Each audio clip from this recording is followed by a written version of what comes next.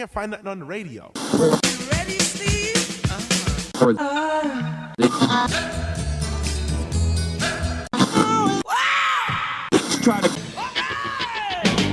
Welcome to Songology. He's Bruce, He's Richard. and this is another episode from our Song of the Day archives. Enjoy. Welcome back, Bruce. We're wrapping up the week. How are you going to do it? Well, we started off, you were blinded by the light, right? Yes. And then you turned on your heart light. And Yes. then the lights went out in Georgia. Indeed. And then you pondered the harbor lights. Yes. So what could we do that would really end off the light? Well, let me ask you the sort of a musical question. Oh, because no. you know how I love to do that. Torture. Well, hey, all you got to do is come up with the end of the line, okay? So here you go. Though it's cold and lonely in the deep, dark night, I can see what? The light? Well, kind of. Can you be a little more specific? The Judges? city lights? Yeah. I can see paradise by the dashboard light. Ah, okay. Now, you got to remember that one. Nope. That is the, you don't remember paradise by the dashboard light? No. The epic song from 1977 from Meatloaf. Ah, From the album Bat Out of Hell. okay. And really, in listening to this again, because in order to get this, I had to digitize it off of the original vinyl album. Final. Vinyl. Awesome, right? Hey, vinyl is hip again. Yes. So I'm hip, I guess, sort of. If you wait long enough, these things come around again. Then you become hip. Yep. I'm probably I'm more tragically hip, but that's a different story for a different day. So yeah, this thing, when you listen to it, really in many ways, this thing is crazy. I mean, it reminds me in some ways of Bohemian Rhapsody in the sense that it is utterly unlike anything else that you ever hear. And yes, children, the 70s were a strange time, but this thing is incomparable and weird and, well, let me tell you the tale. Once upon a time, there was a guy by the name of Marvin Lee Aday who was born and grew up in Dallas, Texas. Now, he played football as a young man because he was growing up in Texas, and it's the law, right? Yep. Pretty much. So depending on which story you believe, because there's different versions of it out there, he got a nickname either from his father, who apparently was a bit of a drinker and not a terribly nice person, or from his football coach, who was trying to make a point, because he was always a big guy. Yeah. And so he was given the nickname Meatloaf. Uh-huh. And it stuck. Yeah. And so I have a short little documentary on the making of this album. And those who know him refer to him as Meat, which I find kind of an odd thing. Uh-huh. I mean, so does that mean if you don't know him, you address him as Mr. Loaf? Yeah. I don't know. It just, To all his close friends, he's Mr. Meat. or not Mr. Meat, he's just Meat. Meat. Right? But Now, when was All in the Family in, and what was that? That was Meathead, wasn't it? that was Meathead, yes. Ah, okay. And that All in the Family goes back to the early 70s. I'm going to say about 1971, 72. So are we in the same time frame? Well, no, because, Bat Out of Hell comes out in 77, and by that time he was... He's well established. He was well established, yeah. I mean, he was born in 47, Okay. and so Yep. he would have been, a teenager in the early 60s. Yep. Okay. Although, in Texas, they start playing football basically as quickly as they can walk, so who knows, right? So, young Meat, that's just so bizarre. Anyway, young Meat has a love of acting and music. Yes. And so he goes into pursuing this, started out as an actor, but appeared in a stage production of the musical Hair. Apparently, now you have seen this, I don't think I ever have, apparently he's in the Rocky Horror Picture Show. And so he was bouncing around in different musical theater productions, different things. Well, now let me park him for a minute. There's another guy by the name of Jim Steinman. And Steinman was also very big into music and musical theater and had written his own little rock opera, which was being performed in New York City. I don't know whether it was on Broadway or off Broadway. I think it was off Broadway, but very, very popular. And it was so exciting that literally during the first intermission, a music promoter rushed backstage and signed up Steinman to come and work at the New York Shakespeare Festival. Uh-huh. Bring this show up, et cetera, et cetera. So Steinman goes up, starts writing things for the New York Shakespeare Festival, and that's where he meets Meatloaf. Yeah. And they start hanging out together. They bond over their common love of music, and in particular, musical theater. And so they start getting this idea about a concept record. Yeah. And that's where the idea for the Bat Out of Hell album comes from. Now, firstly, they write the songs, and mostly Steinman writes the music. Meatloaf contributes some ideas and some lyrics here and there, but most of the music is Steinman's work. They shop around looking for a producer, and they're rejected absolutely everywhere. Nobody wants this thing. Nobody wants to touch it. Nope, nope, nope.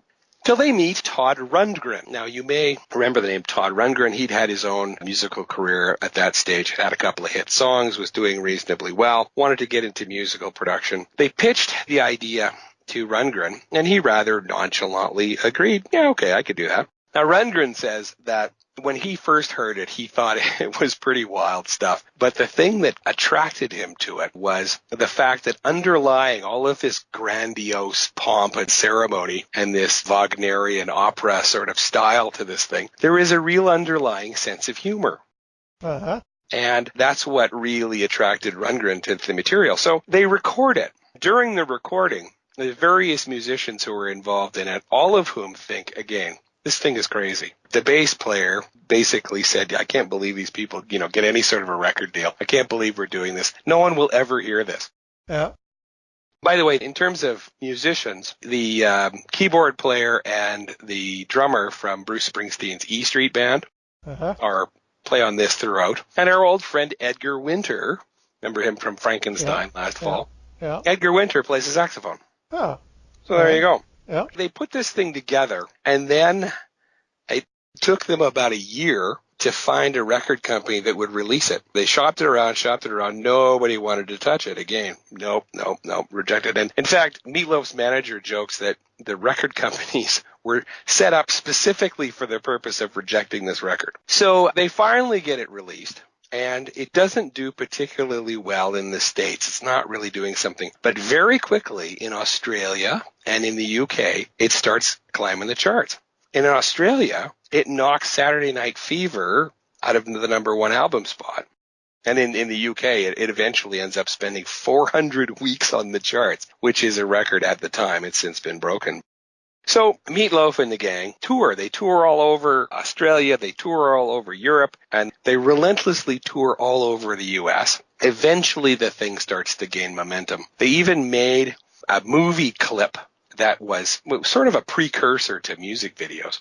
Yeah. Because, of course, in those days, they didn't have them, right? Yeah. They made this performance clip of it, and Meatloaf was successful in convincing movie theater managers to play the clip before, as a kind of a teaser before the film. Yeah. Eventually, this record sold more than 40 million copies. It's one of the best selling albums of all time, but keep in mind, nobody wanted to produce it. Nobody wanted to release it. And it sort of sounds like even the musicians were questioning participating in it. At times, yeah, they were really they thought it was odd. The song itself, Paradise by the Dashboard Light, was conceived as the ultimate car makeout song.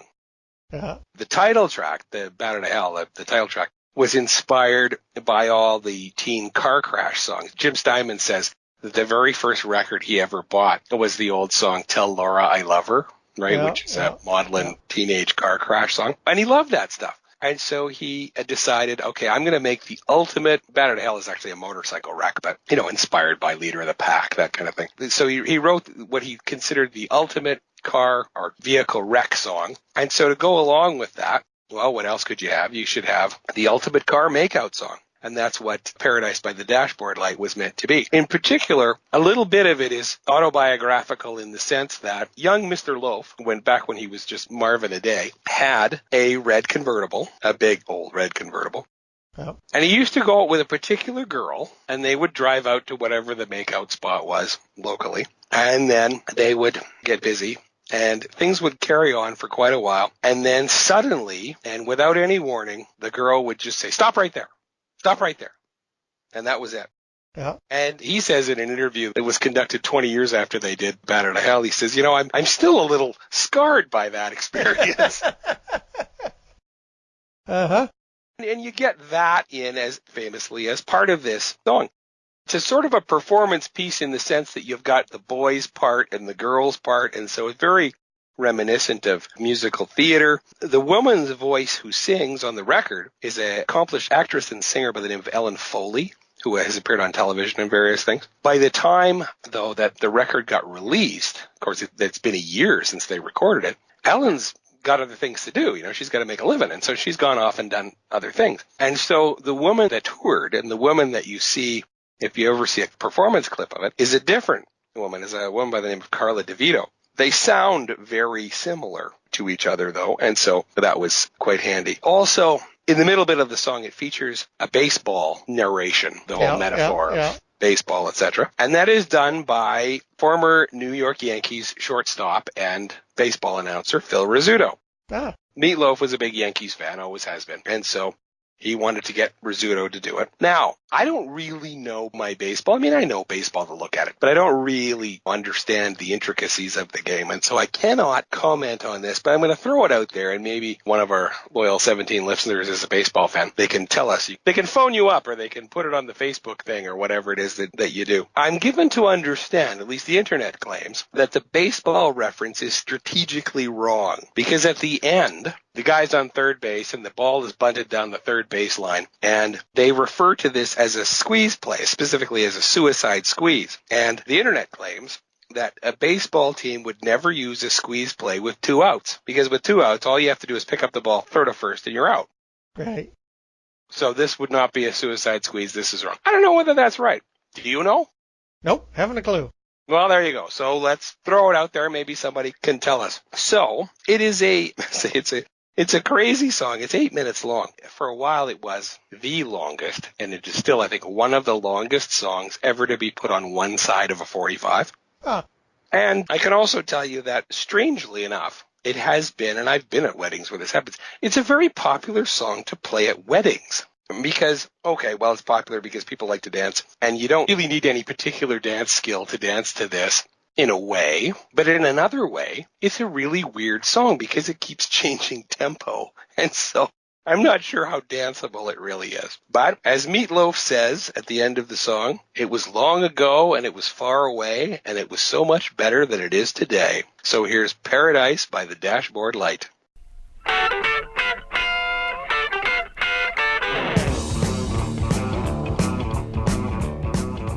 And as usual, I have to stop it right there due to the fair use rules on YouTube. If you haven't already, please subscribe. You can check us out on Facebook or head over to our website, which is songology.ca. Now, here's your chance to listen to the music or go on to the next episode.